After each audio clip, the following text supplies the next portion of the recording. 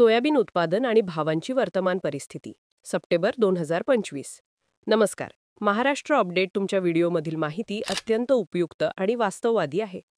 तुम्ही सोयाबीन उत्पादनातील घटीची शक्यता, प्रमुख राज्यांमधील पावसाचा प्रभाव, क्षेत्रातील घट, मागील वर्षीच्या तुलनेत 15 ते 20% उत्पादन कमी होण्याचा अंदाज आणि त्यामुळे भाववाढीची शक्यता 5,000 रुपये क्विंटलपासून सुरुवात याबाबत नेमके मुद्दे मांडले आहेत.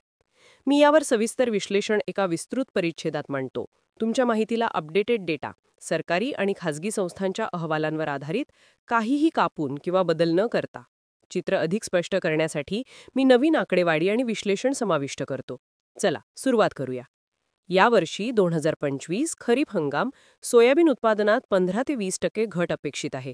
कारण पेरणी क्षेत्रात 4% कमी म्हणजे 124.88 लाख हेक्टरवरून 120.11 लाख हेक्टर झाली आहे, ज्याची पुष्टी सरकारी आकडेवारी म्हणजे 3 ते 3.5% घट आणि खासगी संस्था म्हणजे USDA आणि S&P ग्लोबल 10% घट करतात.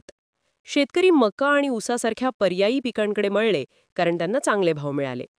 प्रमुख उत्पादक राज्यांमध्ये महाराष्ट्र म्हणजे 49.65 लाख हेक्टर म्हणजे 1.69 लाख कमी म्हणजे 8% क्षेत्र पूर्ण नष्ट, मध्य प्रदेश 51.20 लाख हेक्टर म्हणजे 2.68 लाख कमी म्हणजे 6% क्षेत्र पूर्ण नुकसान आणि राजस्थान म्हणजे 9.79 लाख हेक्टर म्हणजे 1 लाख कमी म्हणजे 8% क्षेत्र नष्ट, अतिवृष्टी आणि पाणी साचण्यामुळे नुकसान झाले, तर काही भागात दुष्काळाने वाढ खुंटली.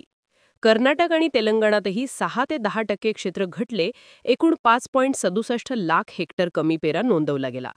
USDA नुसार 2024-25 मध्ये 12.8 दशलक्ष टन उत्पादन अपेक्षित होते, पण 2025 साठी 11 ते 12 दशलक्ष टन म्हणजे स्टॅटिस्टा FY 2024 मध्ये 13 दशलक्ष टन अंदाज.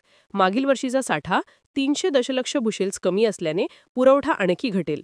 मात्र ज्या शेतांचा पाण्याचा निचरा चांगला आहे तिथे उत्पादकता 10 ते 15% वाढू शकते, म्हणजे 0.98 टन पर हेक्टर. भाववाढीच्या दृष्टीने मागील वर्षी 2024-25 3,500 ते 4,200 रुपये क्विंटल होते, पण यावर्षी ऑक्टोबर हंगामात 5,000 ते 5,500 रुपये क्विंटल म्हणजे MSP 5,328 म्हणजे 8.9% वाढ अपेक्षित आहे.